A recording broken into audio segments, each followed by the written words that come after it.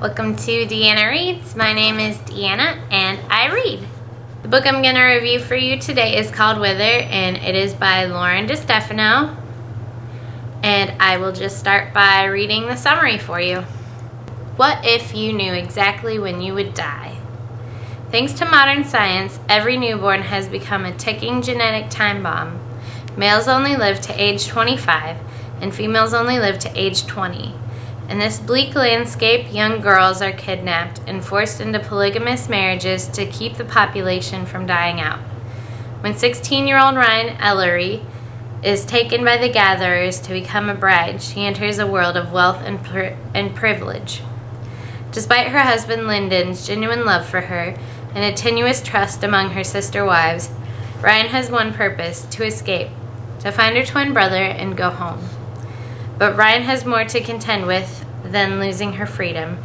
Lyndon's eccentric father is bent on finding an antidote to the genetic virus that is getting closer to taking his son, even if it means collecting corpses in order to test his experiments. With the help of Gabriel, a servant she's growing dangerously attracted to, Ryan attempts to break free in the limited time she has left. So I just want to start by talking about how gorgeous this book is. There's so much detail in the actual aesthetics of the book. Like, it's got this whole motif. Like, this is like the about thing where you find like the publishers and dates and explanations and all that stuff. And then it says, "For my dad, who turned to me and said, 'One day, kid, you'll do great things.'" So, I just think it's really neat. I like it when books have little details like that. Just like little details. And I just love the girls' eye makeup. I don't know. I wish I knew what color eyeshadow that was. Alright, so on with the book review. I read a lot of reviews on this book, and there's a huge split on people who people really loved it or they really didn't like it. And I really liked it. I'll tell you right off the bat. There are a lot of people complaining about, like, really would the world turn to polygamy if this were to happen and stuff like that. And for me, I wasn't really bugged by that, because I don't know, it just really didn't really bother me that was in the story, but it was a huge problem for a lot of reviewers that I read. I just really loved the character Ryan and her conflict within the book, because that's basically what the story is about. This is just a setting for this character and for you to see the conflict that she has, because the world that Ryan grew up in, it wasn't a nice world. Like, her parents died when she was young, and then her twin brother and her, they had to take care of each other. And in this world, there's a lot of instability. Like, they have a house that they lived in, but they lived in the basement of their house for protection, so that people wouldn't know that people were living there. They wanted to make it seem like their house was abandoned and everything, so it wouldn't get mobbed. They buried their valuables in the yard. So the world that Ryan came from wasn't that great. And then she's kidnapped and taken to this world of luxury and wealth, and it's her there, and there's really a conflict there for her. I guess, as one reviewer was saying, her big problem was, why was Ryan wanting to be free? Why didn't she just sit back and enjoy this life of wealth and luxury? And her husband did genuinely care for her, and she could have anything that she wanted, but it was on a string. That was the point of it, is that, yeah, this is a great life to live, but I mean, Ryan has to ask for anything that she wants to do. She can't just do it. She has to ask for permission. Like, if she's to leave the premises, she does it with her husband. She can't go off by herself.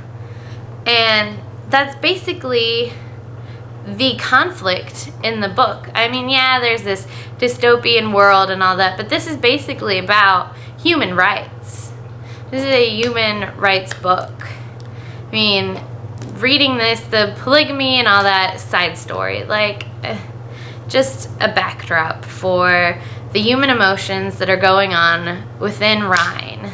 It reminded me, so, and I read this in a review too, but while I was reading this, it really reminded me of The Handmaid's Tale, but for teenagers. But trying to get back to my point here, but I mean, Rhine finds such strength. She's such a strong character, even like with her being persuaded by this world, but longing for that freedom to be with her twin brother. Like, she couldn't have, like, she really missed her twin, and she couldn't have asked them to be like, hey, can I go visit my twin brother? Or, that's sad. That's her family. That's her only family left, and she can't see him. But she can eat anything that she wants now. And like, how is that living if you can't be with the people that you love and you care for? And she didn't have any choice to marry Lyndon. He didn't ask her to marry him.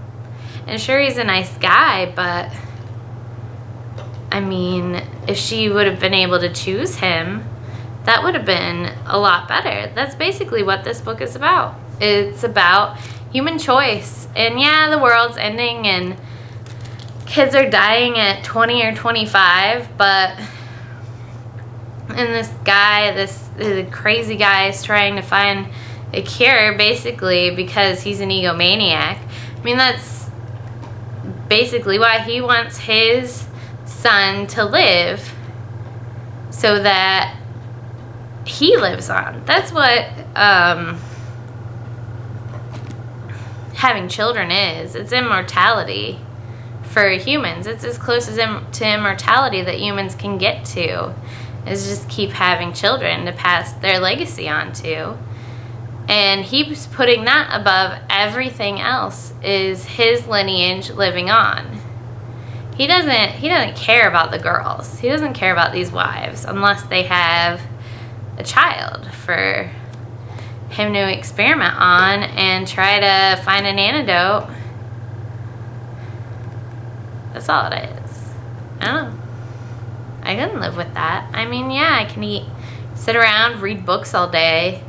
That would be my dream thing. But, oh, you had to be with this guy that you didn't choose to be with. You didn't choose that. No. My freedom's not worth that. And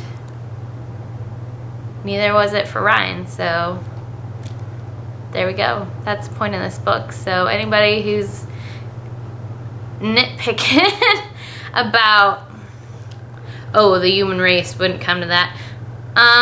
Let's turn back some centuries and go to the Victorian age. Same thing. I mean, yeah, there's no polygamy, but women were forced to marry men that they didn't necessarily love. But, oh, you get to sit around and eat bonbons all day, but you can't leave the house unless you're with an escort of some kind. And that was only like 100 years ago. So, I don't know. Just wake up. Say, don't let anybody take your choices away from you. Yeah, Prudence. That was pretty thought-provoking and deep for me, but I mean, that's why I really like this book. It's a wonderful message, and Oh, Prudence didn't think so. She just yawned about it. It's a great book. It gets you thinking, and I highly recommend it. I would definitely buy it. That's my thing for that. I'd buy it. So just let me know what you think in the comments. Start a conversation about this. Thank you for watching. Keep reading. So I forgot to mention that where there is a series, there will be a second book. I think it might be a trilogy or something fun like that, like everything out dystopian out there today. So, and I forget what it's called, but it's coming out next year. Yeah, I forget what it's called, but I will definitely be picking that up. So yeah, bye.